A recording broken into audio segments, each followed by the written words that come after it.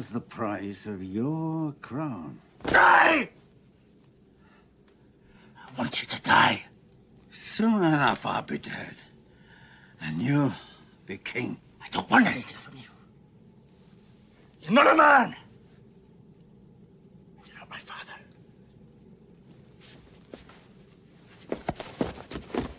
You are my son, and you have always known my mind. You deceived me. You let yourself be deceived. But in your heart, you always knew what had to happen here. At last, you know what it means to hate. Now you're ready to be a king. My hate will die with you. Just like a G, you know?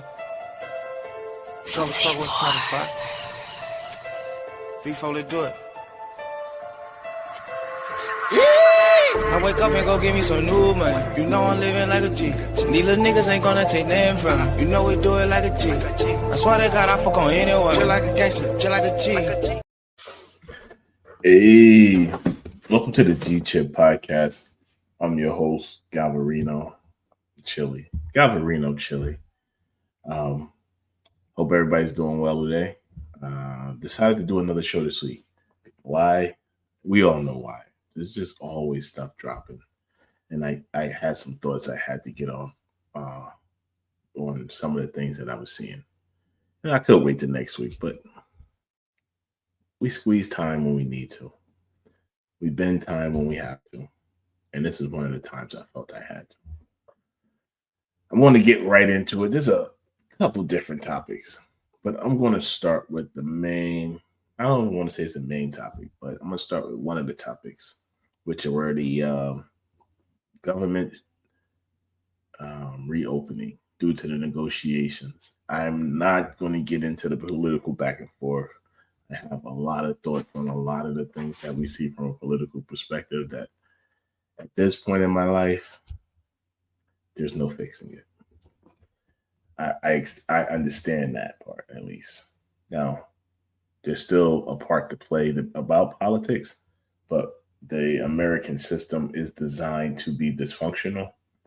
It will remain dysfunctional because there's a preponderance of people who want the dysfunction to hold on to the things that they have. And until that preponderance, that portion of the population is no longer in the seat of power, you're not going to get much change, not in any substantial way. It's like President Putin said, there's only so much a president of the United States could do. Every time you try to do something, the men with the dark suits come in and tell you what you're going to do. But with the government reopening, they released the Epstein emails. Or not all of the Epstein emails, but they released some of the Epstein emails. And they're going to potentially release everything that they have on the Epstein files. And when I first saw a few of the emails, it drove home to me a thought that I've always said, that although the president was always corrupt, was always a crooked person, never should have been in the position he's in. The amount of people who knew about this and said on it, it confirmed to me what I always thought, was that they have decided to hinge their hopes on salvaging the expansion of the empire by allowing the dictates of a lunatic to reign supreme. I'm gonna start this show off with not so much a monologue, but I'm gonna call it. Let me get my banner. I want to call this America the Mausoleum. That's an accurate statement for what this country is. I like to say to people, America is not a society. There are some countries on this earth that are societies. There are other countries that are civilizations. You have some countries that are nation states or there's different ways you can classify them. Republics, federations, things along, you know. America is not a society. Like when you look at, I talk about China a lot because China to me, along with being a civilization state, China represents society. The Chinese people, the Chinese nation, it's like they pull in a direction. Society. They're not tearing each other apart the way we do here. Because they're a society. We're a individualistic federation, every man for himself. And this Epstein situation just drives that home even more. Before I get into just about Epstein and what I want to say about America the Mausoleum, I want to play this video. Let me make sure my mic is on. Okay. My mic is on. Because I wasn't going to say that again. That's for sure. Because once I get done with this show, I got to get back to work. I'm always working. Except when I'm not. I want to play this video right here that I thought was interesting. And then this video has nothing to do. It has something to do with what we're dealing with. But it's not connected or tied to the Epstein releases. But I'm going to play it anyway. And then I'll bring it around full circle once it's done. I may not play the whole video. I might. It's a minute and 11 seconds. Let's see.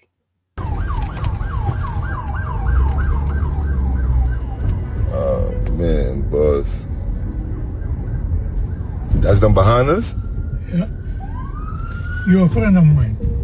I'm a friend of yours? Boss, I'm supposed to be going to work. You getting me pulled over by police, bro. Close your window. I ain't closing my motherfucking window. I got a warrant, nigga. You getting me by police, man. You see me pulling you over? Give me your license and registration right now. Soon. No, give me your license and registration. Soon, I said soon. What happened? Put the vehicle Let me get out.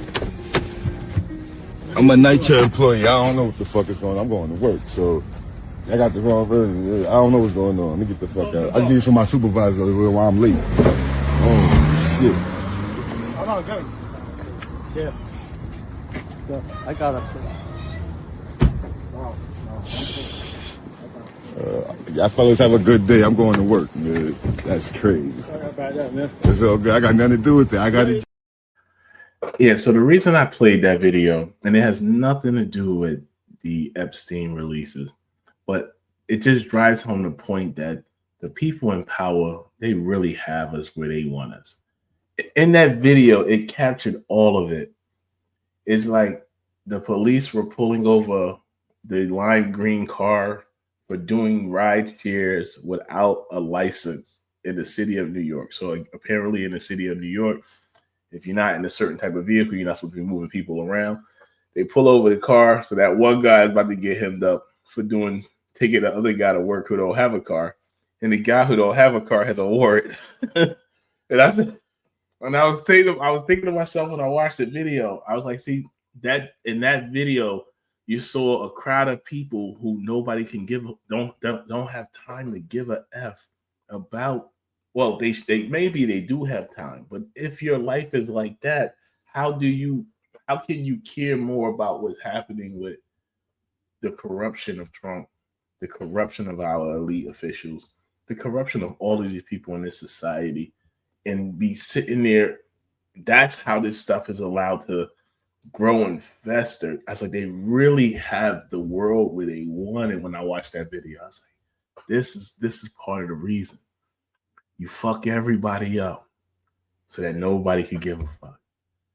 Like one guy with a warrant, one guy just trying to do Ubers to make a little bit of paper. Cops on both of their ass. Neither of them got time to give a fuck. That's the problem. And that's why last week when on my episode when I was talking about I'm sick of these rich niggas because they just be saying anything.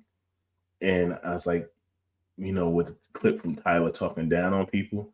And I'm like, you're out here punching down on people that's barely able to survive. I don't got time to hear from you too much. There are people doing decrepit, messed up stuff out here on a lower level, but it's not everybody on a lower level. And too many times I'm seeing all of these people in high places focusing on the worst of the worst to justify the subjugation of the masses. And so now I just wanted to say one more thing about the America, the mausoleum, and why I call it the mausoleum. So a mausoleum, if you don't know, it's a place to house a tomb. And so America to me is not a society. And this Epstein fiasco is symptomatic of that. Like with this Epstein situation, we've watched an entire system bend itself like a pretzel, contort itself to try to get and weasel its way out of the limelight and to get this out of people's imagination or their mind to get it out the window. They took the title of one of the people who was a prince in London, bought him a mansion in Miami. Everybody has dodged the fact that there's an island right there by the Virgin Islands where rich people from all over this world was going to abuse and sodomize kids. To this, if that island was owned by Puffy or Bill Cosby, there would be 1,000 TV cameras there. There would be a SpaceX satellite staring at that island. They would create a television channel dedicated to showing the island. Every inch would be uncovered. I still don't know what this island looks like. It's a crime scene, for the love of God. Like, for the love of God, it's a fucking crime scene, people. It's like they just be walking around like the island is right there. Get the boat. Go see what's on there. There might still be kids in the basement. People aren't mad enough. People are not mad enough. People are not mad enough. They are not mad enough. I'll say that. They are not mad enough. And I was thinking to myself, I said, like, the country, this country likes to talk about law and order. Fuck that. I don't want to hear no more law and order shit. No Republicans, no Democrats. Abolish the police. Eradicate. Hold on. People are not mad enough. I don't want to hear nothing else about law and order in this country. I don't want to hear about tough on crimes. Don't show me no videos of people running into stores, snatching iPhones. Fuck that iPhone. Should they be taking it? No. They shouldn't. But these politicians shouldn't be taking little kids either. Everybody covered this up. There's no way that you can tell me that they didn't cover this up. Everybody knew that these people were sending messages like this through the internet. You know how I know? Because telecommunication services, they monitor transactions. They don't tell you that. So if something comes through that suspect, they flag it. They send it to the police. Every item. The cops sift through it. And then certain things they flag for investigation. They don't tell the people that, but it's happening. Call Verizon. Call Verizon. Send an inappropriate picture right now to an inappropriate person. That gets flagged. So you got these people sending stuff like this, talking about send photos of you and a child. Make me smile. And people. So what? I just don't want to hear no more, because everybody loves to talk law and order, justice, only when the criminal is small enough to crush. Just like we have all our rich people always talking down on poor people. So when the person is small enough to crush or poor enough to parade around as an example, then we love we put the, we gonna put the smack down. We gonna put the smack down, make ourselves feel good. But when you're wealthy, connected, you're a politician, you're a leader of industry, then then everybody is twisting themselves to obscure their vision. I can't even say the words I want to say because I'm actually annoyed by this. And it's like it's one of those. This is one of those things where you say, you know what, just throw it all away. Like the empire needs to crumble. The empire needs to crumble because this empire, the mausoleum, which is our nation, that our power is built around, it's an empire of death. And then basically, evil men has always existed. Like there's evil men in China. But when those evil men in China do stuff, they don't care if they're the head of a bank, the head of a company, the president. They take him outside and shoot his ass. You're not doing that over here, bro. You're not doing it over here. Go to America with that corruption. Go there with that wickedness. We got our president of the United States of America. With great emotion. She actually indicated that she loved it. Okay? She loved it until commercial break. In fact, I think she said it was sexy, didn't she? It was very sexy to be raped. Didn't she say that? Just throw it all away. Because, like I said, evil men have always existed. But we, America, has built a world where the evil men can flourish. And then they get the platform to where they get to be in a position to talk down on other people. It's like I said before, I don't care about you and your money. I want to know how you made the money, nigga. If you didn't make the money in a respectful way, fuck your money.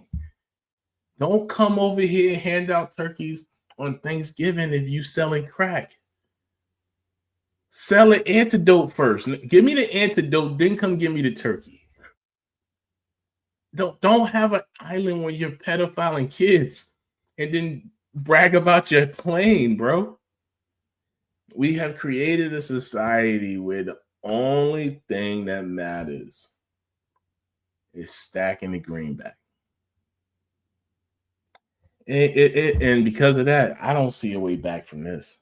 You gotta just start over. With that, let me get to the show. Let me get off this monologue hot horse. This Epstein mode.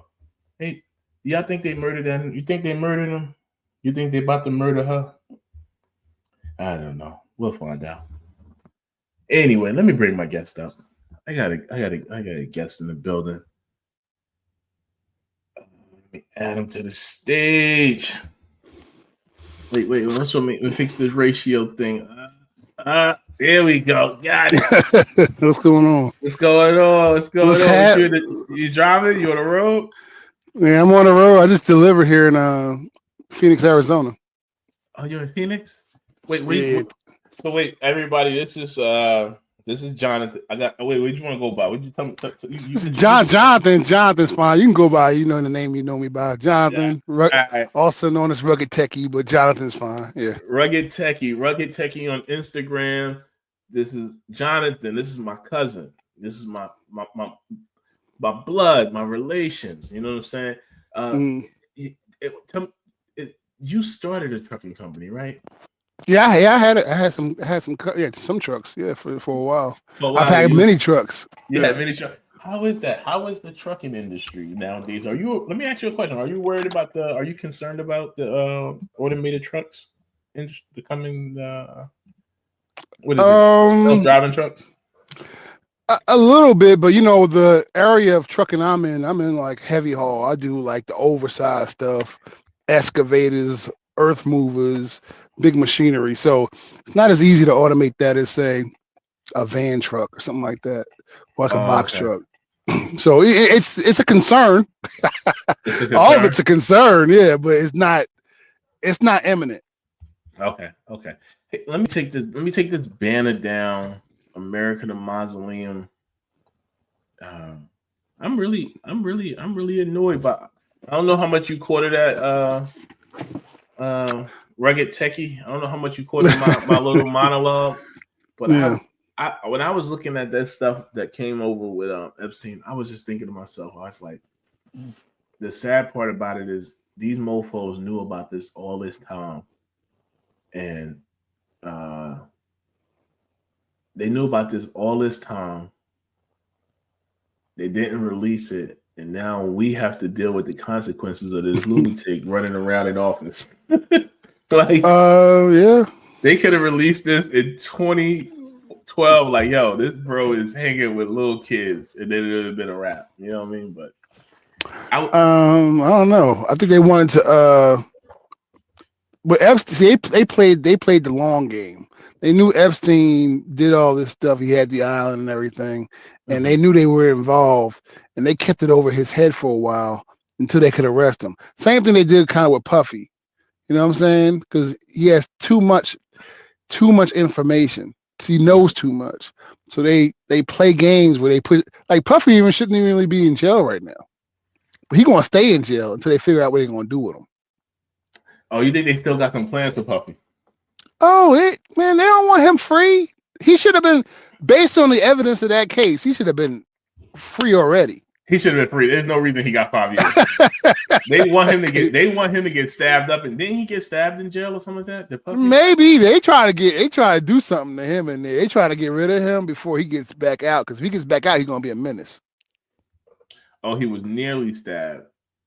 Yeah, because a few weeks ago, I saw something, and he was almost stabbed 3 weeks ago when they was transferring him. So you think they're gonna try to off him, and that's the same thing that happened with Tory Lanez though. Right, he got stabbed up. Tory Lanez came out and said he cracked the code on the music industry. It's like, off the jail with you, bro. Off the jail with you. I had a mentor one time tell me. I don't know if you know about Nelly Fuller. I know about yeah. Okay, I used to call him. Oh yeah. Yeah, I used to call him all the time. We used to talk on the phone. But he told me, he was like, he said, I'm gonna put his picture up for the people who don't know. But go ahead. Oh, okay. Yeah. He used to say, they don't need to take control of your assets or what you own if they control you. In other words, you could own billions of dollars, island, countries, but if they take you, if they grab you, they own everything you had. Exactly. And that's why that's what they've been doing. Yeah, Puffy owes billions of dollars.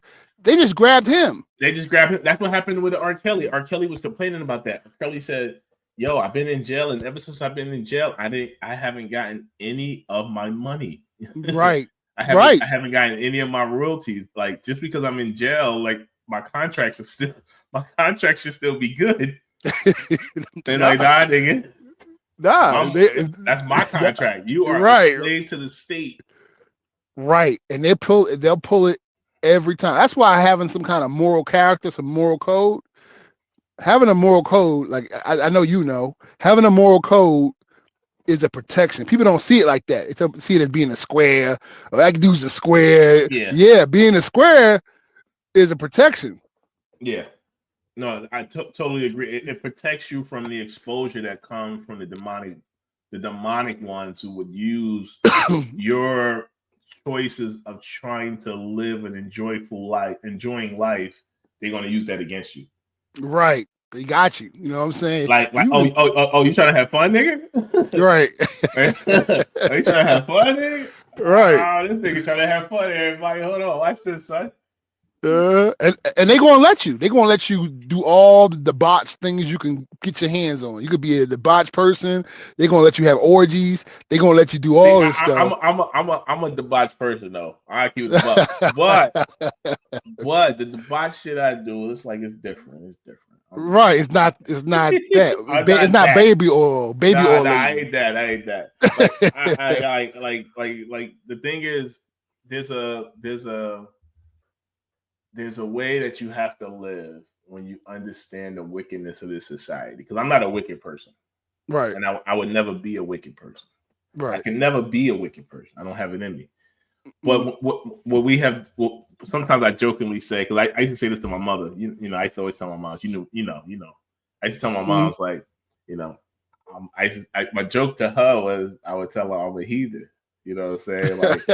Like yo, I just like what I like. Now it don't. I'm not gonna do the evil. See, Right. people equate heathenism. They equate heathenism or being a heathen with being wicked and evil because we tied everything to a religious code, which I Mm-hmm. understand.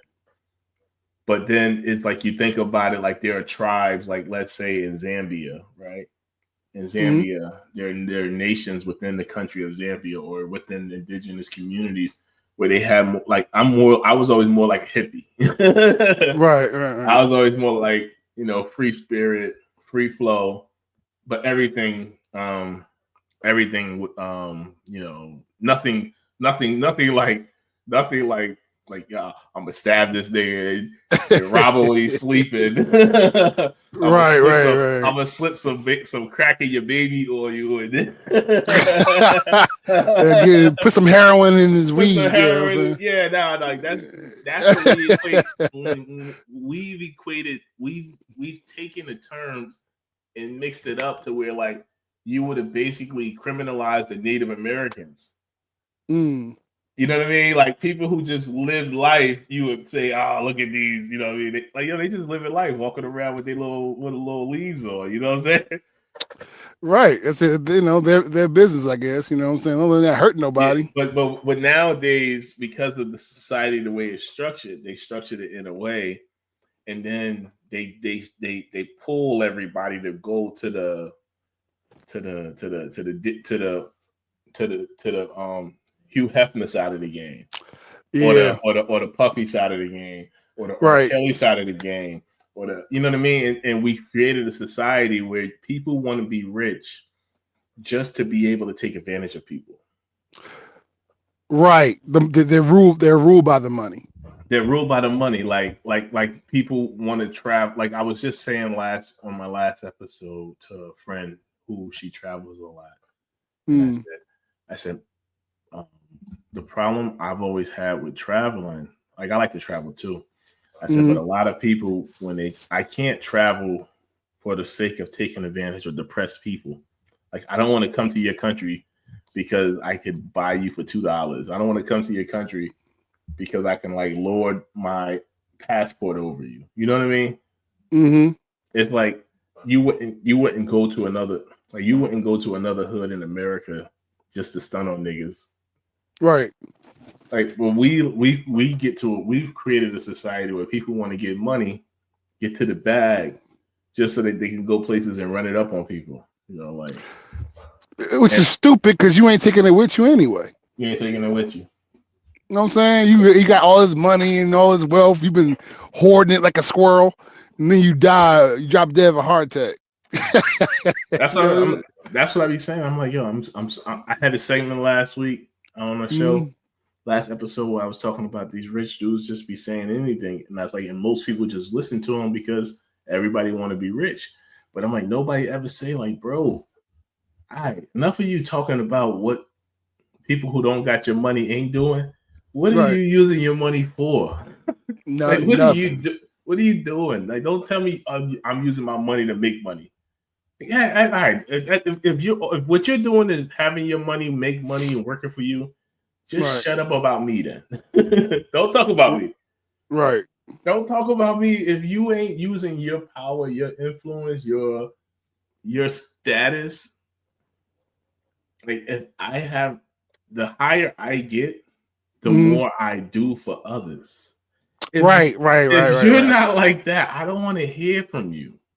Right, I do the same thing. Matter of fact, yeah, that's exactly what it's like. The more I make, the more I'm helping people out. I'm doing this, I'm doing that. It's like I That's, don't want. yeah. Like, what do you mean? Like, I get so sick of these people. Like, I tell people all the time, like, like if I got it, I'd be like, let me get $1 billion. What you gonna do? Like, the first thing I would do is probably start a bank. What do you mean? Right. What do you mean? You got $1 billion. What else are you gonna do? You gonna invest in stocks? Like, I got $1 billion. What you want me to do? Play the money market account? Right. I got $1 billion. You can invest it, but I guess you can use the investment to. Like, I don't know what you do. Like, let's say you invest it. Let's say you put $100 million in one account, right? And it grows at 3%. You got $3 million. Nah, I ain't doing that. If you put $100 million in one account and it grows at 6%, you got $6 million. Bro, you got $1 billion. You give a fuck about the 6 mil? No, I wouldn't do that. I'm like this. You start a bank. You start a bank. You only need $25 million to start a bank. I tell people. Right, that's true. And then when you start a bank, you could loan out 10 times the amount you capitalize it at. So that means if you started with 25 million, you could loan out $250 million. What the fuck are you invested for? Yeah, you might not get it back for a while though. Not in this economy. Yeah. All right, let's say you take $100 million and you put it in an account and get 3%. I just said you got $3 million. Yeah. You start a bank. Let's say you started a financial institution, a lending institution, and you said, okay, I'm starting this bank and I'm going to loan money to upper low income to lower upper middle income Black Americans. Okay. All right. Let's say that as a Black person. And you say, I'm gonna start this bank I'm gonna capitalize at $50 million. So you could have put plan A, take $100 million and you invest it and you get 3% a year. That's $3 million. Plan B, you take $50 million, start a financial institution with a 3% with a 1.5% overhead, let's say, right? With $50 million, you could loan out $500 million, let's say. So let's say you don't even loan out 100% of that. You loan out 75%. You loan out 80%. You loan out $400 million. Right.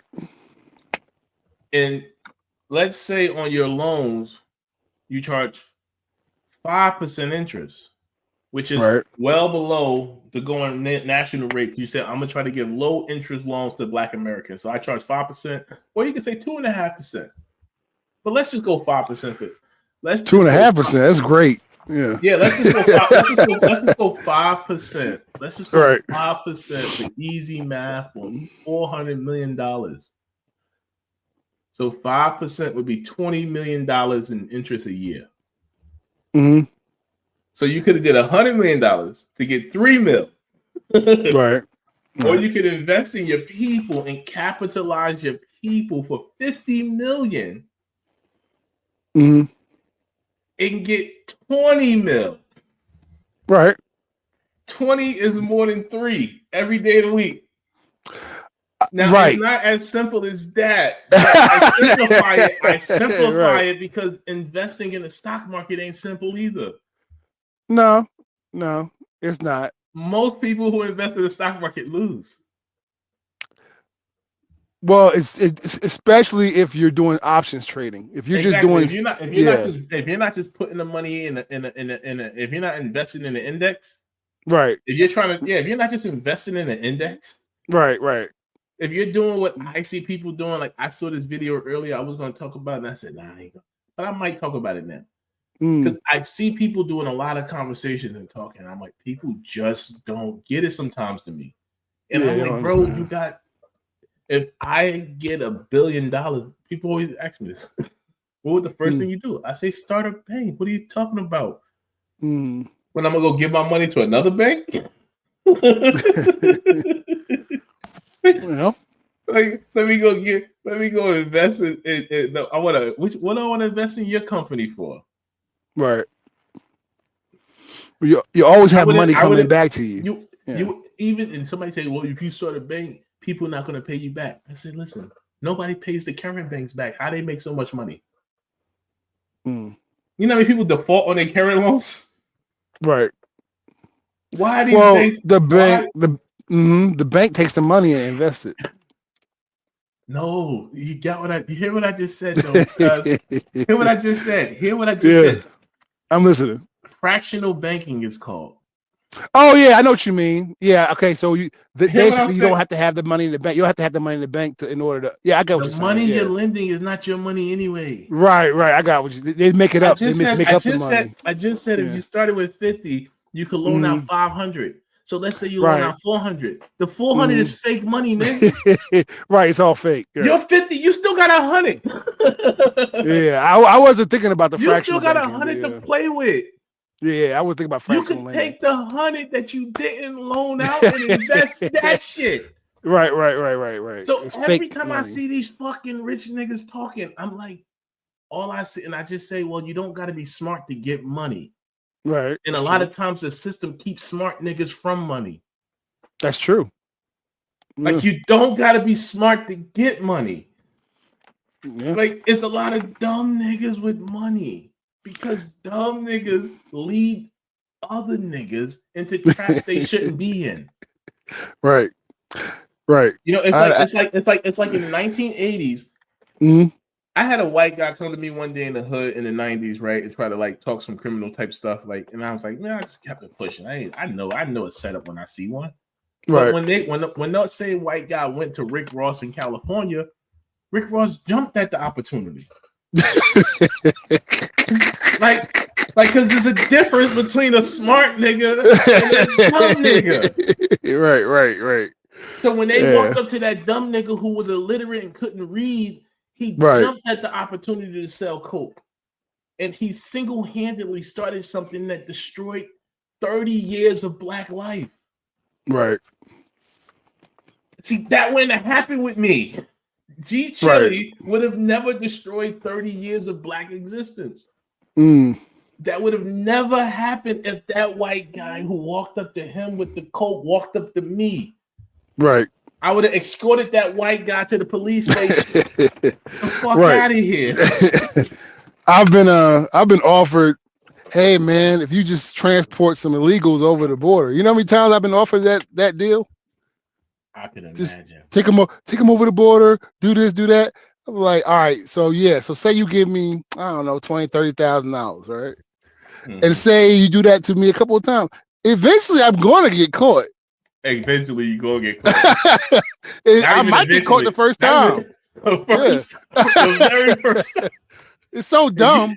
You be the reason there be no black truckers. You think I'm gonna go to jail? You think I'm gonna for $30,000? You think I'm gonna go to jail for the rest of my life for 15 years for $30,000? You think I would risk my life for that? I never. That's why I say, I'm an L7 man. I'm a square. You know what I'm saying? Well, People's I don't say that square part because the square thing was something that was started to actually also derail the black community. Well, listen.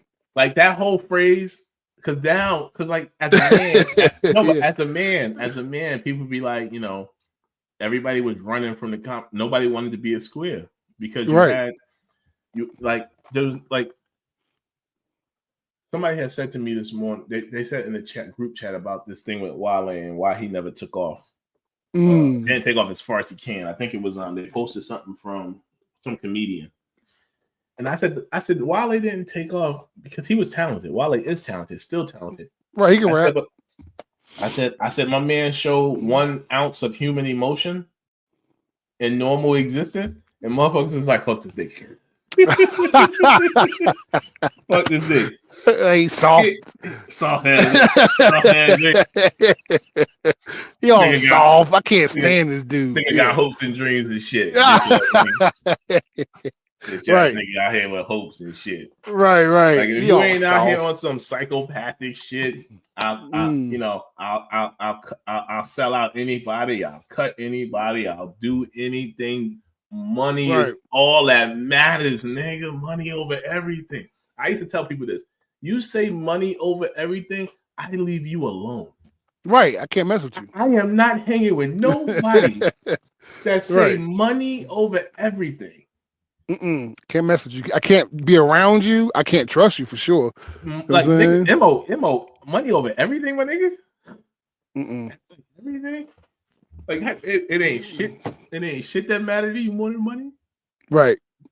Get your bitch ass away from me. Like, There are some people who there's a price for everything in their life. They're willing to sell out. If you give them enough money, they'll literally do anything. There are people like that. yeah, You know what I'm saying? Like I understand that most people who are coming to your life, they have bound like, but like once like if I see that, if I get a vibe off of you that once I get a certain vibe that kind of ties you to a certain place, I put you in a certain position. I've always been that way. Right. Me too. Like I see what time this nigga. I'm gonna keep this nigga in that little corner. Right. I'm gonna keep that nigga in that box. I'm gonna keep that nigga right here on that square. You come off that square is a problem. Right. You. Because I'd be like, yo, there was a famous person, world famous person, who got sold out for money. You know, this nigga name was Jesus. Right. I thought we were talking about the same person. Jesus. If you like, I couldn't imagine. I couldn't imagine like what that conversation was like. You gotta look at this nigga Judas. You gotta look at this nigga Judas like, like how like a nigga get locked up and somebody and like a friend sold him out or something something like that.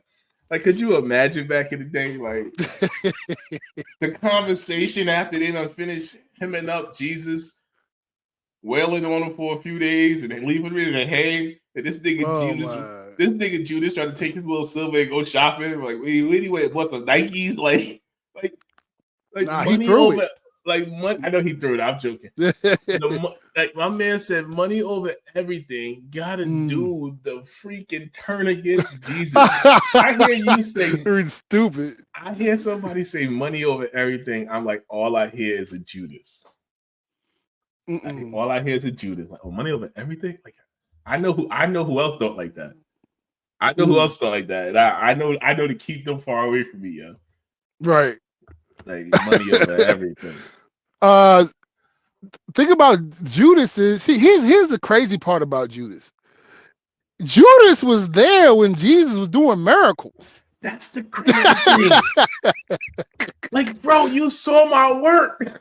He saw him walk on water. You saw him heal people. He saw everything. He saw them do crazy stuff. Like, it's like, and you still sold them out for 30 pieces of silver? That's a spirit. That's why I say when I hear people say money over everything, I people say that shit and they talk about I'm a real nigga, money over everything. Like, no, you're not a real nigga, bro. Right. You probably you a nigga. I used to always say, I used to hate when people say they like. I used to spend my time taking back language. Okay. Like, people say I'm a real nigga. Like, no, you're not a real nigga because you do dumb shit. You're a dumb nigga. You're a stupid nigga. You're an uneducated nigga, baby. You are whatever. You're not a real nigga. You're not a real stand-up man. You're not a real person. Right. For being willing to sell people out, for being willing to sit on the plane and go to Epstein Island. This is crazy.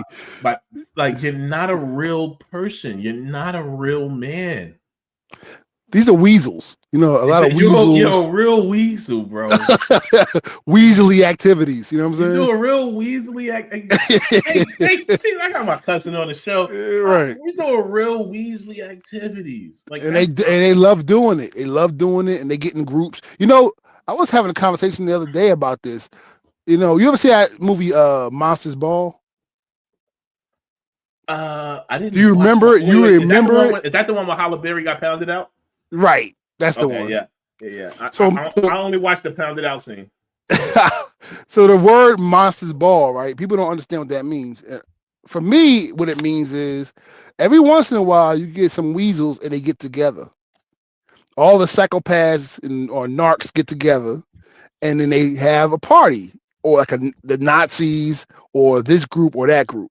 You know what I'm saying? It's all, and they have tests for you. You ever see that movie, League of Extraordinary Gentlemen? It's that movie with it's like it's in Britain, set in Britain, and Samuel Jackson's in the first movie. First movie. Yeah, he's like you talking about the one when they're like the spy agency and they got yeah, the powers and they do like the yeah, I just know, but I don't know the name of it. But so one of the trials they had to do in order to get into the agency was they had to raise a puppy, right? And at the end of them raising the puppy, they had to kill it. mm-hmm. Okay, so the Nazis used to just do the same thing for the SS. Yeah. That's what I already knew they got to kill it because I was thinking about what they used to do in that. Right. So they did the same thing, and the reason they have that test is to see who's a psychopath or not, to see who's a narc or not. And if you're not, if you don't live up to the snuff, they get rid of you. And that's what it is. All these weasels get together and they do weasel things like Epstein Island or form a concentration camp or, do something else crazy. You know what I'm saying? So that's what they do. They all get together. Yeah. So speaking of psychopaths, how do you spell psychopaths real quick? PSYCHO CHOPATH. There we go. Okay. Thank you. Like I'm getting old, man. Cuz I'm getting old. I'm getting old out here, cuz. Getting old out here. I just be trying to hold on to a little bit of memory I got. I forget stuff all the time, man. I forget where I'm going. Oh, don't say that while you're sitting in the truck. Forget where I'm going. I forget where I'm at. That cargo going to end up in like Panama, like right. So, speaking of psychopaths, was the UK had a secret program on how to identify psychopaths because back in the day they were planning for doing like a nuclear war, destroying the world, right? Or something. If the world was in a nuclear war, they wanted to identify what's the particular traits that psychopaths exhibit. And not just a dog exercise. So it's a real secret plan that they've done. And no one can convince me that the U.S. hasn't taken it and built on it. Because a part of this plan was once they identify, they wanted to have a way to know a psychopath without talking to them, essentially. So that way, when society collapses, they know who to go get to implement their plan. So, for instance, let's say there is a war that destroys civilization. You can go get the people who are the psychopaths and put them in a position to murder off people, control people, subjugate people. Oh, right. To maintain hierarchy as an elite. So the elites, what they were worried about was, if we have a war with these other powerful nations and they destroy civilization, the people we're bullying, they outnumber us. So they had a whole program, and it's called let me share my screen for anyone who wants to read it so that people like to think. I be reading stuff I don't know. I shouldn't be reading. Like I read this years ago. And then they did after I read it, they did an article on it. I do the same thing. I be forgetting stuff. Because I be talking to people don't be listening. I'm like, yo, I've forgotten more stuff than 10 people have ever learned. 10 people have ever learned. I'm the same way, yeah. So they had a secret plan for psychopaths to restore order after nuclear war. And when they say restore order, they mean maintain their elite position, meaning like the king, the king's people, the king's men. Right. These are real plans that these people be having, and you can't convince me that America, this country that I say is a mausoleum, have been taking it and built on it. Look how quickly they found the people they need to find and go up there and kick in immigrants' heads. Look how they find police officers. Right. I think I'm a psychopath. That's why I think they hired me. They hired me to be a officer. I turned them down. Right. I know me. Right. I got hired to be a cop. A long time ago. This is like 2005, maybe. Yeah, same here. I took police test for 2 counties. I took it for Montgomery County, Maryland. I passed that. I took it for DC police, Capitol Police. I passed that. They hired my crazy ass. Like, this nigga with the violence. This nigga with all the shit. With all the shit. I'm like, y'all hired my crazy ass. Like, I was getting maced by cops when I got hired to be a cop. They maced you to test it? No, I had got maced by a cop one time. I was jumping like it was several times. The one funny time was I was coming out of a bar. I was over there. You remember 16th Ave? Yeah. So I'm coming out of a bar on 16th Ave, and I think it was called the Grand. I can't remember right now. This would have been like in 99, maybe 2000. Oh wow. Way back, bro. This is way back. This is like 99, maybe 2000. Yeah, I was in the army then. Yeah. Oh, that's right. You did so. Yeah. So I'm coming out of the bar, and what happened was some guy in the bar dropped the gun on the floor and it went off, or almost something happened. And so the cops made everybody come out the bar, and as they was coming out the bar, they was patting everybody down. To see where the gun was at, or who had the gun, right? And so I'm kind of walking out. I'm like just to pat me down. Sure, no problem. Ain't no gun on me, right? And the nigga, he grabbed my nuts. Oh, so when he grabbed my nuts, I shoved him like, "Yo, whoa!" they grabbed me up, right? They tried to grab me up onto the wall, right? And don't you ever touch a cop? I said, don't you ever touch my dick? Don't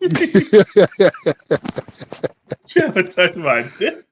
Right. Listen, that's a natural reaction. You don't grab my dick, bro. Like, I ain't got no gun on me. Like, right. Anyway, but so I had got hired to be a cop. But at that, I had took the it was one of those situations. I had took the test, and I didn't hear from them. And then I started working my regular job. Like, I started going to my profession. Right. They reached out like, hey, we want you in the academy in a couple weeks. They reached out. I said, yo, it was like 2005 now. I said, yo, I took that test in like 01. Right. I said, what you think I've been doing all this time? You think I just been doing nothing? Right. Yeah, I'm good, bro. I'm good. Oh, so they reached back after you that long after. That's crazy. Yeah, I did the test and did something else, and they never said nothing to me. I never heard from them. So I don't know. They must have had like a hiring freeze. Maybe it was because of the whole 9/11 stuff. I don't know what it was. But it was like literally 2005. I had moved out of the Jersey. I was in a whole new state. Right. They reached out. I'm like, yo, it was actually 2007 when they reached out. 2006 or 7. Because I had just bought my house. That's what happened. I had just bought a house. Like, let's say I closed on a house in June. I got a letter in the mail from them in like, say, September. And I was like, yo, I just bought a house. I live in a whole new state. I was like, yeah, no, I'm good. So I had called them up and they was talking to me. And I was like, yeah, no. I said to the person I talked to, I said, what did they think was going to be like? It's been like 4 or 5 years, 6 years. Right. That's crazy. That's crazy. It's crazy work. Well, I mean, listen, they hire a lot of bottom of the barrel. They have a hard time getting quality people. So if they saw you being a quality person, they were like, let's get this guy because we having too many issues. As it is. I would have been a good cop. I'm joking about being a bad cop. I got a lot of friends who are officers, and I got a lot of friends who are officers. My little brother's doing that now. You know, Jay doing that. Jay is he? Mm-hmm. Yo, I ain't gonna say what capacity he doing. He in there. Yo, me and Eddie, right? This is in Newark, New Jersey, right? We're in the barbershop, right? I get my hair cut. Okay. We come out the barbershop, and this black cop comes to us and said, "What you little niggas doing?" On some 1980s Menace to Yo, Society shit. yo, I swear this happened. Man, I was in a suit. I was about to He go was, to, he, he was like, So, Bernie backed you. Eddie can tell you.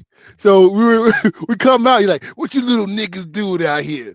Yeah, I'm sick of you little niggas." And just when he was saying that, his Uncle Junior came out the bus Oh, really? and caught the cop saying that. I'm like, "Wait, what you doing? Mess with these kids or whatever." He just happened to see it coming off the bus. But before that, that cop was going wild. I'll tell you, we were like 10 years old. Oh, it was when you was young. Okay, so it was. You know what? I got a funny story. I can't remember this guy's name. He was you remember South Orange Ave? Who? South Orange Ave. Oh yes. Okay, yeah. Okay, so when you're going up South Orange Ave, right before you get to Stuyvesant, right on the corner of Stuyvesant, it's that gas station. Okay, yeah. It's a gas station, right? Mm-hmm. So in that gas station, there used to always be this black cop. Mm-hmm. Older black cop. And I used to always be driving cars, different cars, friends' cars. So he thought I was in the streets or something. Because like I would be in my brother's car one day, I'd be driving a homie car another day, or somebody's car.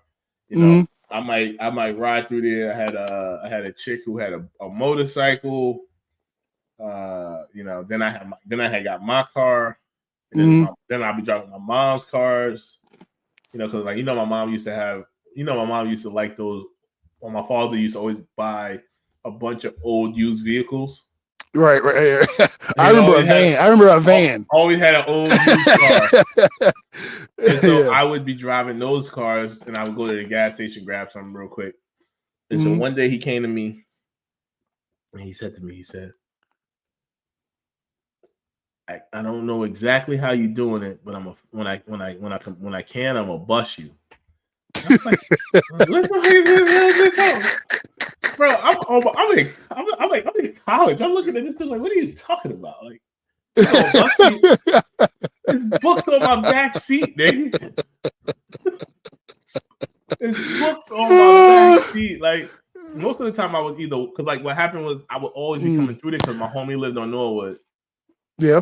And so I would either be walking through or driving through. And then, I was a social person. So when I'm always outside, sometimes I have a radio. I might be with some chicks. I might be, hollering at people, that type of thing. And he's like, I'm gonna find out how to bust you, and I'm gonna bust you. And I'm saying, they're like, what's this old black dude worried about me for? So funniest story though, like maybe it was like 2017. It was a cold winter night.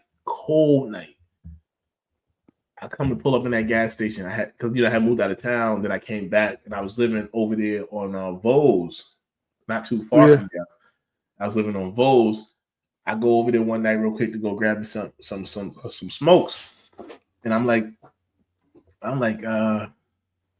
he's there, but he got a cane because he's older now, right? And his name is slowly coming to me, and I'm trying to get it right. And I was like. I was like, dang, yo. I was like, what? I was like, yo. I was like, yo. I was like, dang, you all right? So what happened? What's up? He's like, sick now. Now he's like, right. He's not in the office no more. He's just there because he don't have nothing to do with his life. So he just came back to one of his old detail jobs. What he's used to, yeah. What he's used to. It's cold. It's like 3 a.m. Right. 2 a.m. And I said to him, I said, where you going? He said he was waiting for a cab. I said, come on, man, jump in the car. So he jumped in the car. I take him home. And so I'm just playing my music, smoking, chilling. And so when I let him out the car, I said, you never caught me. Because I was like, I just never could understand why this black guy didn't like bro, I'm a good brother. Like, what you got? What do you got against me? You know what I'm saying? So I was like, we wait. It was like 3 a.m. It was probably, you know how Jersey be, because it's like that PA cold. You know what I'm saying? It's like it was like 5 degrees. Right. Freezing shooting through you. Right. Shooting through you, and my man is sitting there with a cane, had a stroke. He was telling me about his life, like after retirement, he living by himself, and I'm sitting here like, I was like, you spend all this time. It's like I was wondering to myself, did you spend your whole life thinking that you were serving a purpose, but you didn't ever really achieve it?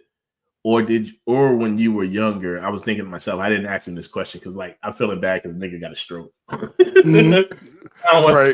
ain't trying to give him another stroke. Like, you go in the house like, he done laid some solid shit on me. God damn it! Man, you ain't trying to put the knife in and turn it. You know what I mean? Yeah. I ain't know what you like. I really don't care about stuff like that. Like, it's not that stuff don't get to me. It's just that it don't matter to me. Yeah, you don't hold grudges. I don't be holding grudges at all. I don't hold grudges.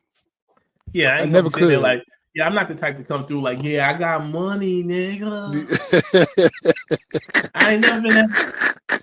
Right. Like I used to tell people, like, for me to hate you, I gotta love you. Right. I gotta care. I gotta care. I just uncare. I just uncare. I just unlove. Like, you know what? All right, love's done. There's no hate. There's no hate. Because, like, you can't. I remove the emotion. It's like, oh, it's done. It's done. Love's done. Love's done. Because hate requires you to have. Hate is even harder than love. You know what I'm saying? So I don't like that. I never carry grudges. Like, right. Because then it's like if I'm mad at you, because I know how I'm really going to act on what I'm thinking. And so I don't want to be sitting outside your house. Right. I ain't going to be waiting for if it's something bad enough to where action needs to happen. Yeah. It's going to happen. I'm not going to wait forever. But after it's over, I'm not going to even be mad at you. You know what I'm saying? Exactly. I'm going to forget all about it. You know what I'm saying? You know what I'm saying? If it's bad enough for me to act, I'm going to act, but I'm going to forget about it afterwards. I got too much going on. You know what I'm saying? I got too much going on. Who got time for this shit, right, cuz? Yeah. Who got time for this shit? Don't care about he said, she said, and all this stuff. And you involved in all these gossip columns. I ain't got time for none of that. Nah, you know exactly. That's how I was just saying that to my sister. I was saying to Dad, I was like, the problem is, I said, y'all hold on to grudges like crazy with people. Right. That's why it's so hard sometimes to like get simple stuff over the hill and achieve, because everybody's still bickering over something from like bro, it's 30 years ago, buddy. Who cares? Who cares? Like when I hear people be talking about, yeah, when I was in 4th grade, they bullied me. Like, nigga, it was 4th grade, yo. Right. Like, I used to fight every day in school because I had a bad leg. Oh yeah. Niggas saw me limp and they said, "Ooh, I'm not mad at none of them niggas. I don't care." Right. Some of the niggas, after I fought them for the first 2 weeks, we became friends. Like, listen, you done fighting? You done fighting? I'm done fighting. Yeah. All right, we can hang out. Right. Because the reason they lashing out at you is, a lot of times they have stuff going on at home. Not the best home life. Yeah, you know what I'm saying? Because who going to school messing with the kid with the with the limp? You know what I'm saying? I came out the hospital. I got the limp. I tell a joke. My homie who lives in PA, he always tries to be like, that ain't how it happened. I be like, yo, my mother took me to South 17th to check me into school. Right. She was in the cafeteria. She was in the office, the principal's office. I was in the cafeteria fighting. Right. Like, I walked into the cafeteria and they said, "What that little kid limping? We gonna take his lunch."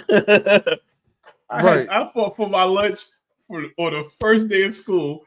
I'm fighting these dudes. I'm fighting like 2 dudes. They got their homies. I was like, he next. I see my mother in the right there. Right. That's how it was back then. You know what I'm saying? Everybody had to fight. You know what I'm saying? Everybody had to fight, but yeah, man. Hey, let me ask you something. Let me switch. Let me ask you a quick question about something. All right, what's up? So wait, why do you call yourself the rugged techie? I'm a techie. I'm into tech stuff. You know, I 3D printing. I got like 5 3D printers. I had 3D printers when they first came out. That's like 10, 12 years ago, 13 years. I had a long time ago. You know what I'm saying? I'm into that kind of stuff. You know Oh, what I'm that's saying? dope. So you got 3D printers at home? I have like 4 or 5 of them. Yeah. Wow. So you I got them in the drones. I got drones in my truck right now. seriously, DJI drone, like the top of the line 3D ones. 3D printers are amazing. I don't have Right. one, but I go to this library down the street that has Mhm. one in there, and I watch the people print stuff. You Right. bring what is it, like? Not a polymer, but it's like it's the wire. It's not a wire, but it's a coil of plastic Filament. filament. You bring these Yeah. coils of filament, different Yeah. colors. They Mhm. attach them bad boys, and it starts to make what Right. was that isn't. And that's And that all we types of filament, all types of different filaments. There's like nylon, there's plastic, there's carbon fiber. There's a lot of different things they wait. do. There's carbon fiber. You have carbon fiber filament, yeah. Oh wow! So you can make car parts. Yeah, they do it all the time. Really? Yeah, they do it all the time. You know See, what I'm saying? we need 3D printing, especially for space travel, because it's easier to Right. send filament. It's Right. easier to condense filament into wire coils, pack Mhm. them in a tight box, Mhm. pack a bunch of those boxes, Right. put them in a corner of a ship, then Right. putting a whole car. Well, at least for you know, if you on the ship, you know, if something breaks, you You want to need be to able to fix. replace that You thing. want to be able to Yeah. replace. You So want to if you need a wrench, if you right. need a hammer, if you need a specific tool where you say, "Oh wow, I landed on this planet and there's this specific object I need to move, but I need a Right. class that has 7 appendages." You can Right. 3D design it, print it, go stick and you can make the key or whatever, and Make what I'm telling you, you can do theoretically anything. anything. And not realistically, you could do Not even almost theoretically, anything. realistically. Yeah, there you Yeah. go. Right. Because if it's complex enough, you can assemble it. So in other words, if you have if it's multi-part, you can create the different parts separately and then put it together, and it's something really Oh, intricate. and then You know what I'm saying? you So can create them in pieces and then have an right. assembly line. Because it's only going to be able to print to the size of the box, so you may have to get into a situation like, and you could theoretically build houses like that. Like if you wanted to, like I think that's something that can happen in outer space as well, where Mhm. you know how in Japan they had that you know how Japanese they instead of using nails they did the Mhm. wood nails, but they basically Joinery. joinery. There we go. Thank Yeah. you. Joinery is an amazing science, Yeah, it's and awesome. Yeah. it's awesome. And I think that in an atmosphere-less place, Hmm. joinery could be something that when I mean I say atmosphere-less place, but in a place that doesn't have the drastic climate issues that Earth has with the heavy winds, monsoon rains. So you Right. get to Right. a place like the moon where there's atmosphere. There's a type of atmosphere, but it's not nothing crazy. You Mm. can put together a structure without tools and stuff like that, but just using joinery of something of 3D printed materials. Oh You can yeah. really. Yeah. I'm It thinking snaps together. I'm thinking like joinery. Elon Musk. Mhm. If you take my thought, pay me for it. First of all, Elon Musk, Elon Musk, most of his ideas were, he didn't start Tesla. Oh yeah, he stole everything. He bought Tesla and then he, created a whole whatever. There was a black guy. You ever heard of a dude named Lonnie Johnson? Yes. The dude with the You're super talking soaker? about the one with the super soaker. Yeah. Well, Yeah, he made a lot of yeah, inventions. right. So he made a battery that lasts 10 times as long. as a regular battery. This is lithium air battery. This is like years ago. And so I don't know why they're not using lithium air now. I have my suspicions. I think they don't want to give credit to any black people for doing anything, so they don't want to implement it. But what I'm saying, they could have a long time ago had the battery to be able to go all the way across country. You said?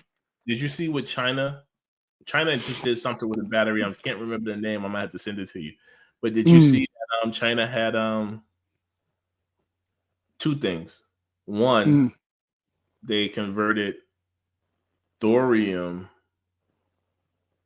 to energy.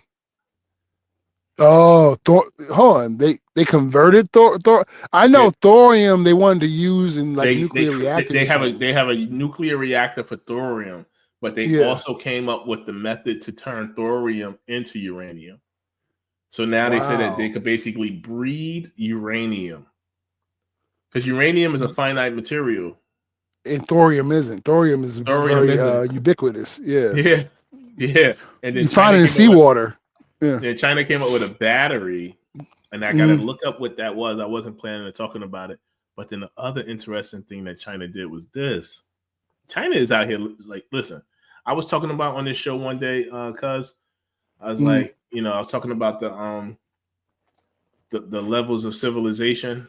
Like, when you're 1, 0, 1, 2, 3. 1, 2, 3. Like 3 would be stellar energy harvesting. That's what China's trying to get to with the solar collection. They're trying to get to the point of having like a Dyson sphere. Okay, But one of the things that China did was they delved into quantum heavy.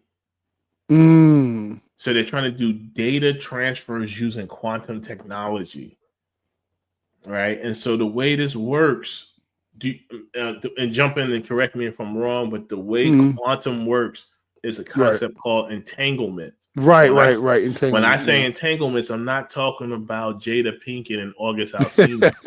Right. I ain't talking about. Now I gotta play the song Entanglements. I ain't talking about August and Jada being entangled.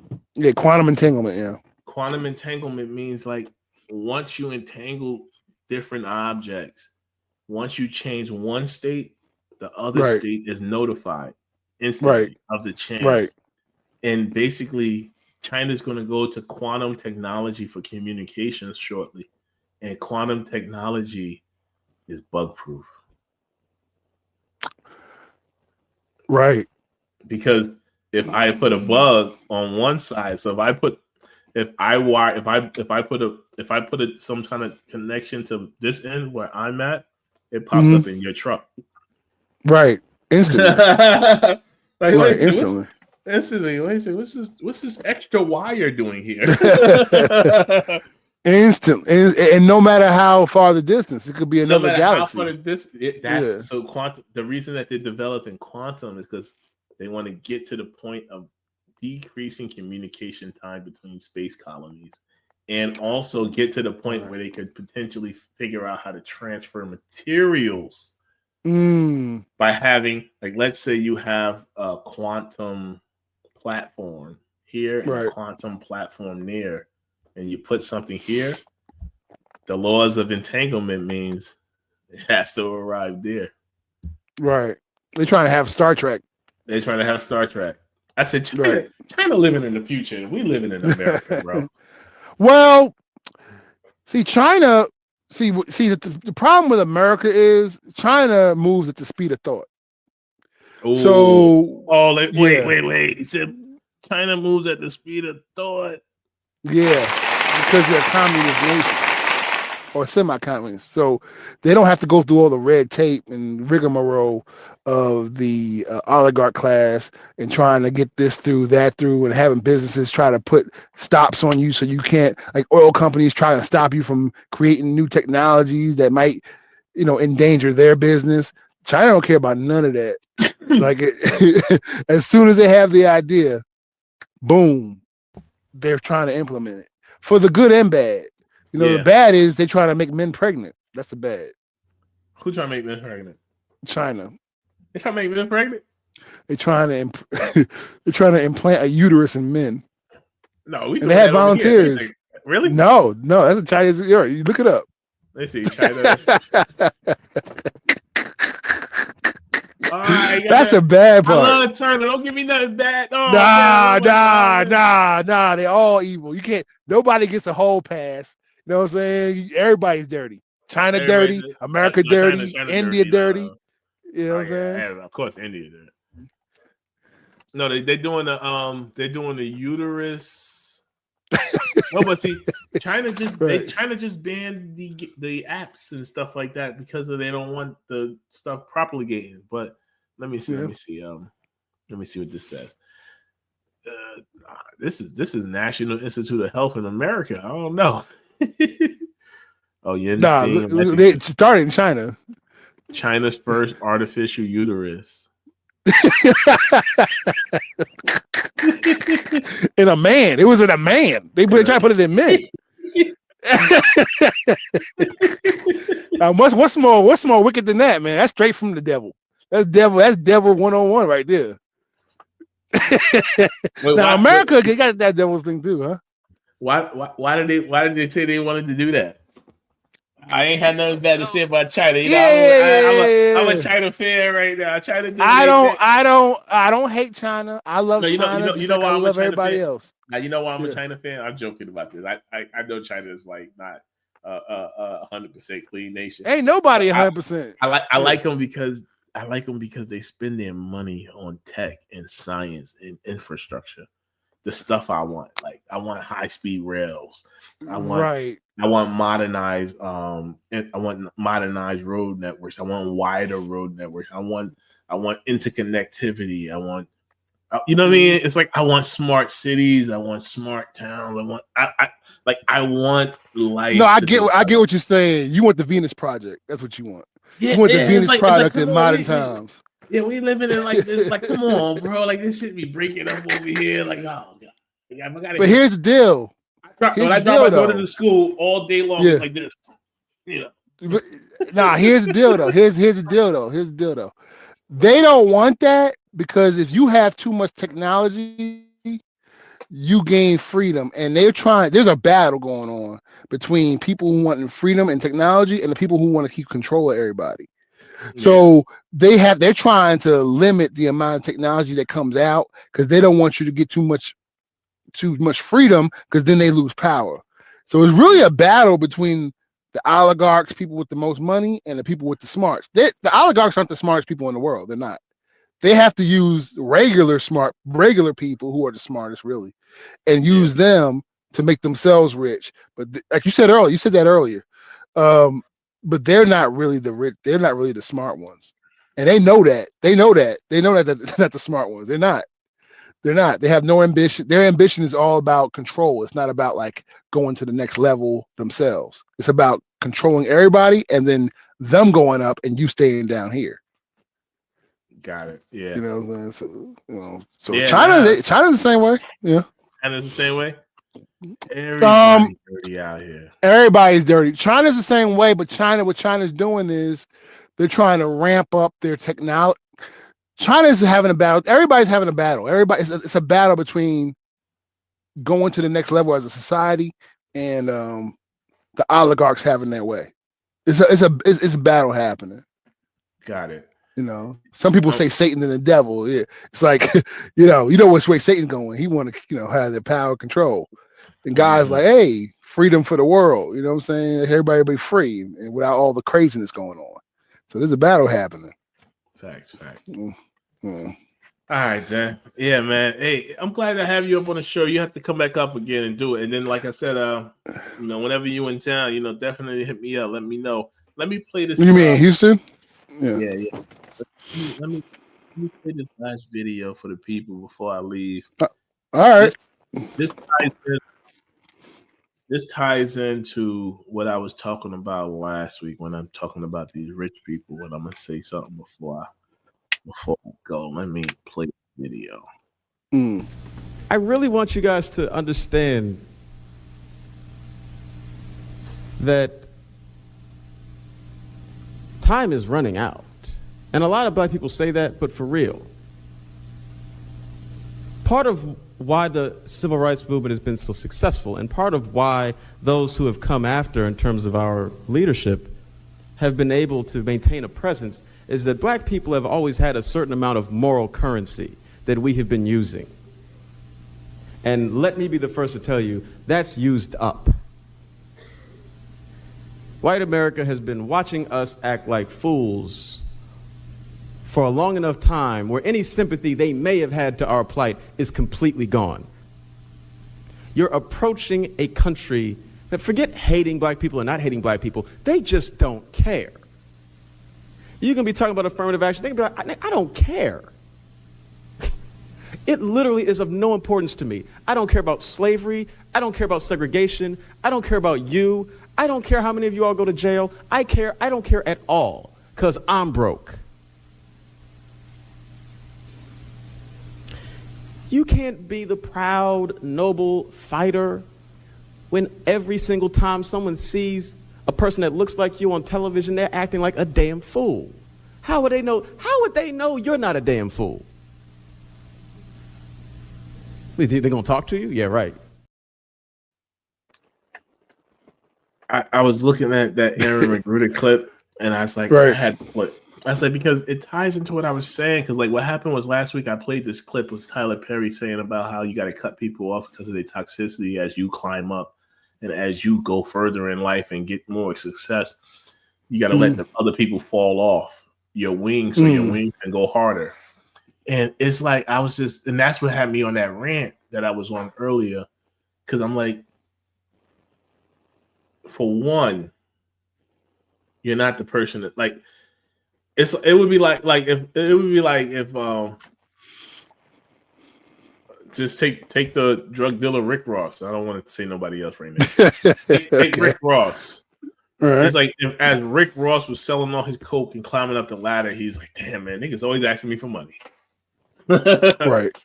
Like, dang, yo, I'm making $1 million a week, $2 million a week, $5 million a week, selling coke, destroying LA. Right. Destroying the community. Mm-hmm. These niggas always ask me for money. Nigga, why you hungry all the time? It's almost like thumbing their nose in their face. Yeah, like, let them eat cake. Why you hungry, bro? Right. And it's right. like Aaron, the way I hear it from what Aaron was saying, and this is that's not the first time I saw that clip, but I just wanted to play it because I'm like, Tyler made his billions by degrading the image of black elderly people. Right. The father, the grandfather, the grandmother, and all of the grandmother friends, ain't none of them shit. Right. Talking crazy, talking reckless, wild and rambunctious. Right. Everybody in every movie is dysfunctional. You can't get through a scene of a show without some dude getting his manhood took. Right. It's like, bro, the person who made his killing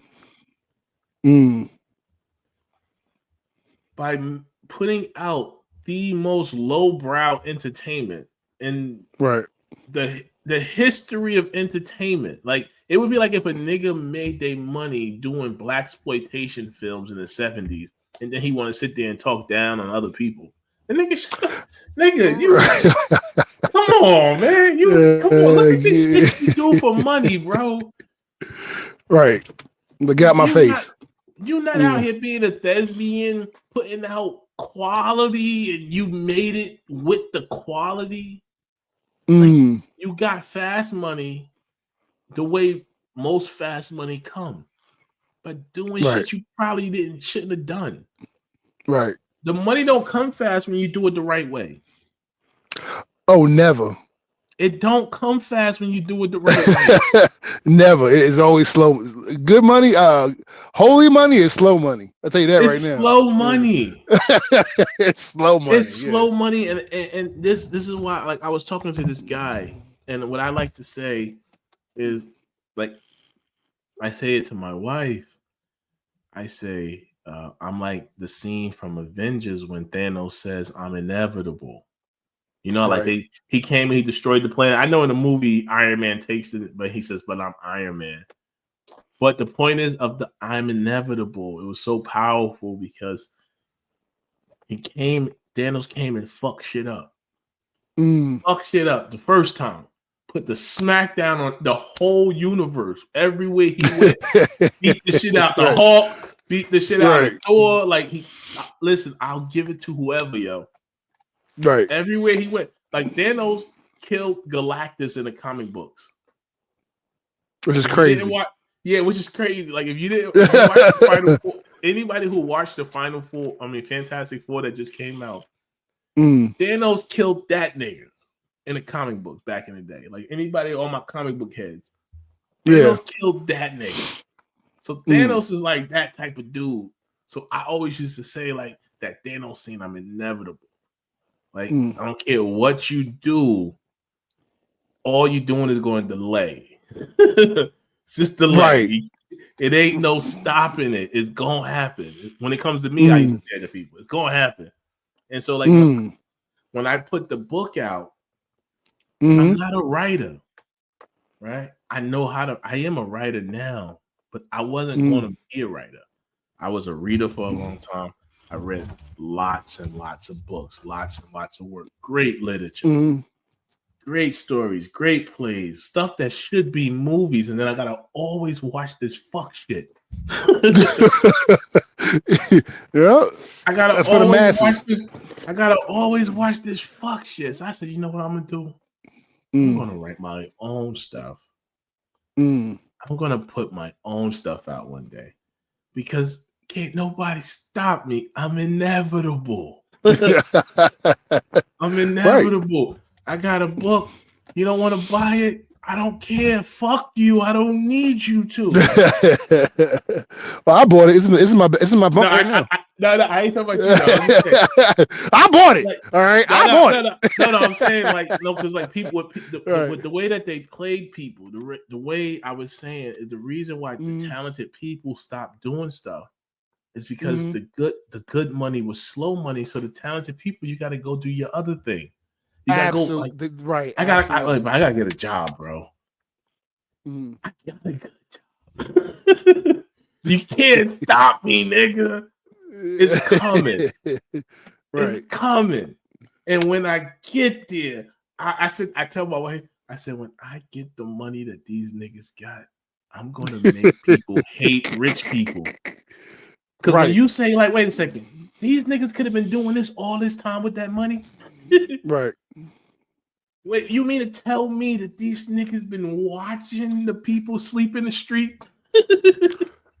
Right. Like, life didn't have to be like this. Right. Not at all. It is because you got people with money that keep saying the higher you get, you gotta just let the people go. Let them die, yo. Just let them die. Right. Just let them absolutely. Die.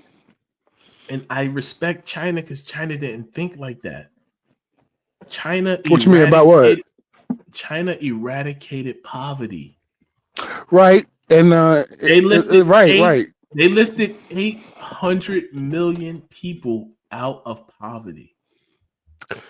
Yeah, and illiteracy. In 1980, the Chinese nation was poorer than most African nations. Yeah, that's true. In 2025, the Chinese nation is 10 to 15 times richer than all of the African nations combined. Right. Because China didn't say, no, leave the niggas. China said, no, we're going to educate all the niggas. Right. We're going to educate all the niggas. Everybody. They went to the one-child policy because they said, listen, we're so poor. We can't afford to educate more than one. If you get more than one, we can only educate one right now. But we're going to educate everybody. We're going to give health to everybody as long as you only have one kid. Mm. It got and is at the point now where China graduates more STEM students than all the Right. world combined. Just in So time for AI. China, whereas China lifted 800 million people out of poverty Mm-hmm. to become the second nation on the planet Earth in terms of Right. economy. They're close When to the just U.S. They're not too far and away. close to the Not too U.S. far Yeah, away from not the too U.S. far, not too Yeah. far away. When in my lifetime, they couldn't Mm-hmm. afford cars over there. They could barely afford bicycles. Right. You're on bikes. I remember that. I remember most of them on bikes. Yeah. You went from a nation of 1 billion people where everybody was biking to where these Right. motherfuckers got robots and flying cars. I saw them drive a car into the water and a car just drove through the water and turned into a boat. I said, get the fuck out. Mm. I said, come on, man. Right. Well, Whereas speed in of America, we thought. live in America, we live in a country where we're debating whether kids should get school lunch. It's Like worse we than did. that, man. I saw a video. They fired a lunch lady for giving kids who didn't have money regular Right. lunch. Like, because if you didn't have money, you got a Right. cold grilled cheese sandwich. in a plastic bag. The other kids who pay for lunch, they got a tray. Right. They got a tray, and then they got their food. They got their food scooped to them like a human. Right. But if you do, if for some reason You don't have it. unfortunate enough to be Right. born to a parent who didn't have the money every day, or if your Right. father left early, he couldn't leave the money, or your mother forgot to give you the money, Right. they give you a cold grilled cheese sandwich to make you hate your life. And I remember. they fired the lady for having the compassion to pass out trays to everyone. They said that They fired her. They fired her. They fired her because I guess what they do is they count the trays, and for every tray that's gone, they a certain amount of money. So they and I would say find the person that fired her. Find the person who made that decision. Yeah, find that person and drag that man outside and talk to him. That's what I'm saying. Like we play too many games with people. You know what I'm saying? Like, find that person. Let me. So she said that she used to. Sometimes she would put the money in the register if she had it. Sometimes she didn't. And she said I did get. She said I understand that I did the wrong thing, and I did also give money. I did give extra food to my grandkids. Like, yo, if you're the lunch lady and your kids go to the school or grandkids, you can give them whatever you want. Obviously, lunch ladies always give more to people they like, don't they? I would have thought so. They give them extra scoop of rice or something, extra scoop of meat. Let's see if I can find this video. Yeah. Anybody who's responsible for that, we play too many games where let people get away with murder. We play too many games. Like, yo, you fired the lunch. You fired the lunch lady. Yeah. We need a private investigator look in that person's life, find out what they're doing behind closed doors. Like, yo, you know what I'm saying? I guarantee you that person's a child murderer. I guarantee you he's murdering kids.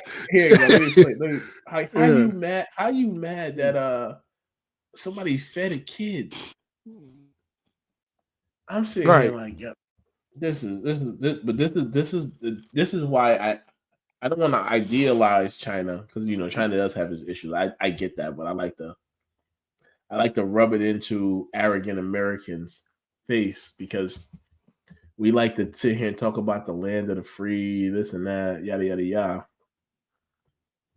Right. While we firing lunch ladies for handing out food, like, nobody gets a pass, but China's on the right path in some way. Most of that food going to garbage. Like, I used to, when I was a waiter, I used to work at this. I used to work at this catering agency, And at the end of the night, they would throw all this food away.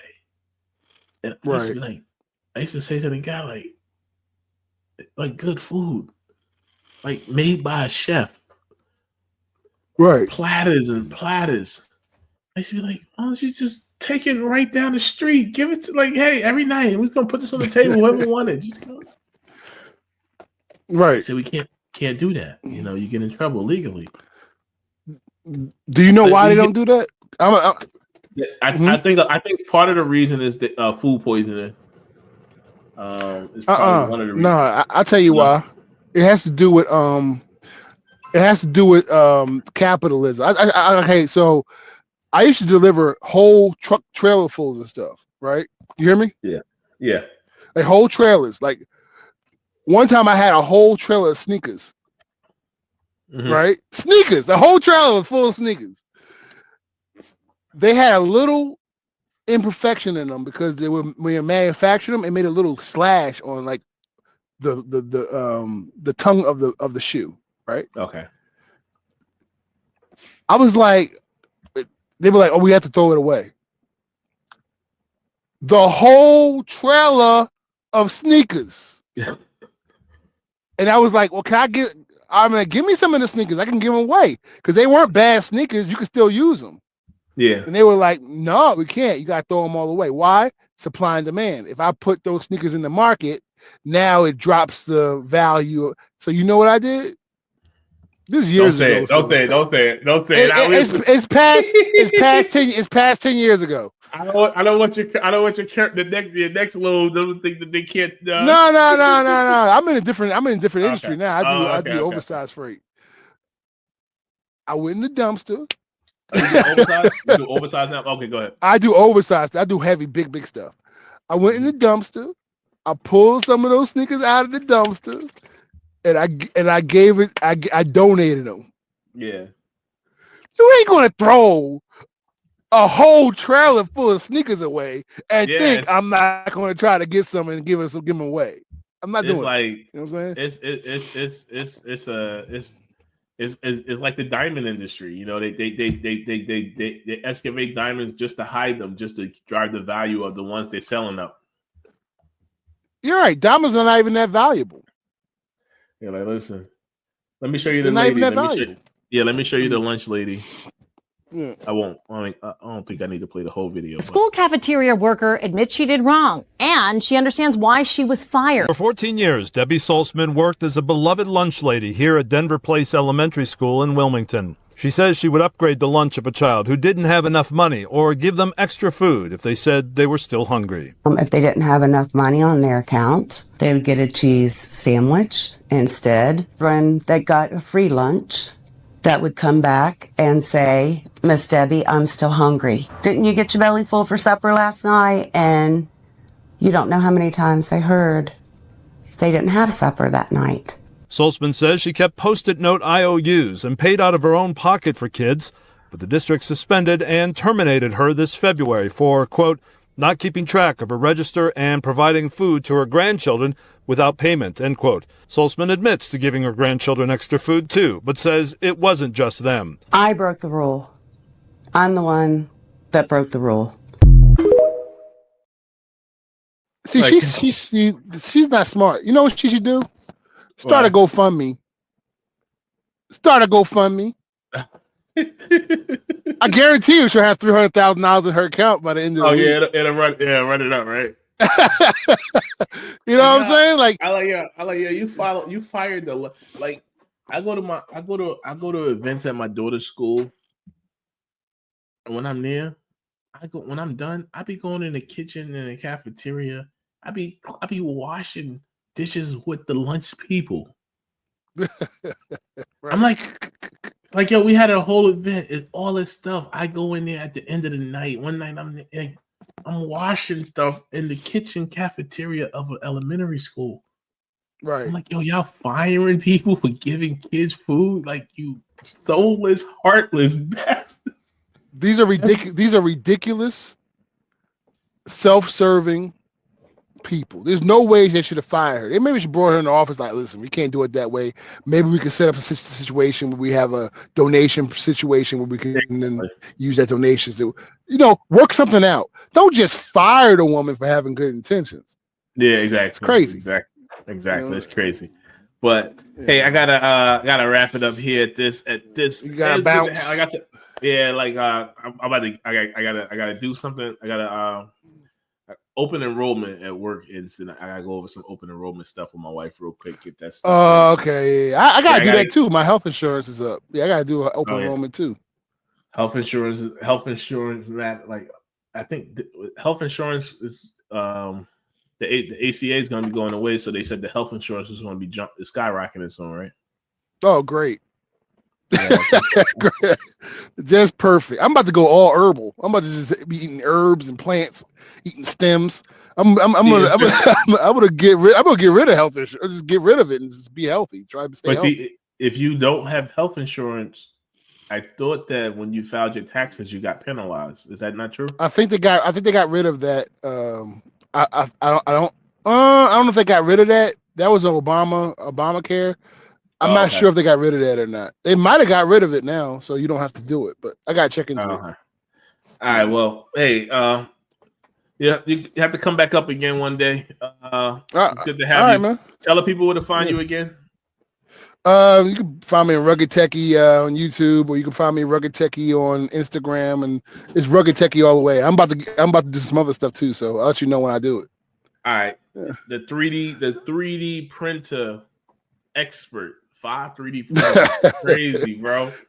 Well, yeah, I've been, over the years. You are official 3D printers. That's dope. All right. Well, I'm G Chili, Galvarino Chili. Again, I'm gonna say it again. I'm never gonna stop saying it. Read the book. Raison d'etre. It's a great story. Mm-hmm. Don't be like everybody else. I keep telling y'all every week. Read the book now, because if you don't read it now, when the next book drops, you're gonna have to read 2. Hold up, you gonna put it on Audible? Yeah, I am gonna do an Audible. I had somebody who I was trying to line up to do the Audible for me. She's she does it for a living. She does it as a side gig. She's an educator, but she does like voiceovers. But so it's not working out necessarily. So I may do it myself. Actually, I gotta find some time. I found a library that has a closed off studio type of setup out here, and I was gonna go sign up to use their equipment, and I was gonna start doing chapter by chapter and see how it turns out and see. Yeah, because a lot of people like me, I usually listen to most of my books nowadays on the road. I have the physical copy, but I read it. But usually when I'm driving, that's when I do most of my reading. You finished it? Tell me what you thought about it. I'm gonna clip this. No, I said I read it. I have it in the back. I read some of it. I didn't finish it. Okay. What did you think so far? Let me say it that way then. I think it's an interesting concept. I didn't know what that meant. The title of the book, I had to look it up. Oh, okay. Yeah. So raison d'etre, I don't speak French, but I love the phrase. So raison d'etre just means someone's reason for being, basically someone's purpose. And so I always heard that phrase and I always liked it. So when I was writing the book, I was like, I need a title, and I wanted to get the title that really resonated with me. And I was like, raison d'etre. Because it's about, in the book is really about connections and how it's about what happens to let me say it this way. I don't want to give anything away. It's about, don't tell me too much. It's about it's about what happens to the people in our lives that we love when we allow things to go too far astray. And it's about what the two main people find out about themselves through their fateful interconnection through the mutual love interest, essentially. So it's like because they have a mutual love interest, their lives collide, and it's about what they find out about themselves during that process. Like you can get into a beef, you can get into a battle, you can get into a situation, in that situation can sometimes alter you for the better, but it could also destroy the people that matter to you the most. And that's normally what happens. So it's really about what happens to the people that matter to you if you let things go where they shouldn't be going. All right. So that's essentially what the whole story is about. And then this is the first set, and then I was going to do it like a 3 set, but I'm gonna do it like a 2 set. So originally when I was first starting, it was going to be a 3 set, a 3-piece, but I decided to make it a 2-piece with a biscuit. Okay. Well, so the other book is already out already? Not out yet. No. It's processing. I'm working on it. I kind of got everything I want. Like when I was doing this, I had the whole story. I'm talking about beginning to end. But then I was like, I didn't want to put out a 50-chapter book. That's my first book. So it's like, because like I got all of it. You know what I'm saying? So I kind of said, all right, let me get to a nice point. And then I can come back and take another bite at the apple to explain some stuff. You know what I mean? Waiting on it. I'm gonna by the time next time I talk to you, I'll finish this one. Okay. So I'll have something to talk about. All right, bet. All right, well, you be safe out there where you at. All right. Get to where you going safe, get back safe, and then get out here to your cousin safe.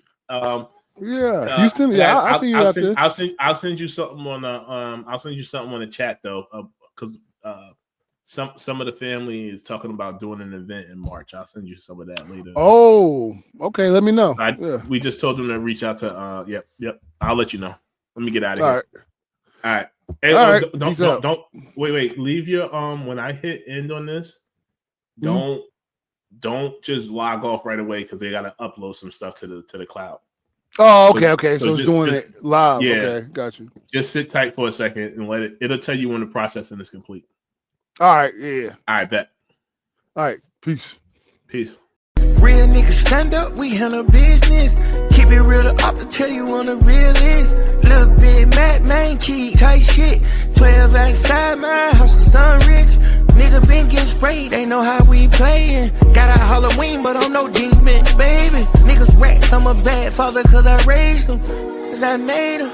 Yeah. I got real love in my face. Peace and blessings on my face. Let my love spread, this ain't no phase. Blaming Jesus off of my face. My real brothers contribute to my pain. I'm putting racks up every single day. I've been coping, spending every day. I've been decent, living out of space. I came from nothing, now we made it to the top.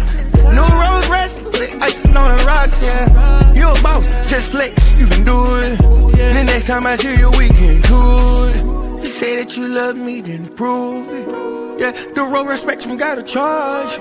Keep it presidential, just like your wives. I can see you love me when I look into your eyes. You popping out with me on a Thursday. Bought you a house, it ain't in your birthday. I'm trying to do your pussy the worst way. Come on, baby. She said she hear a nigga crying. How the fuck you hear tears? I went on Twitter, I was lying. I been pushing this shit for years. Baby, I'm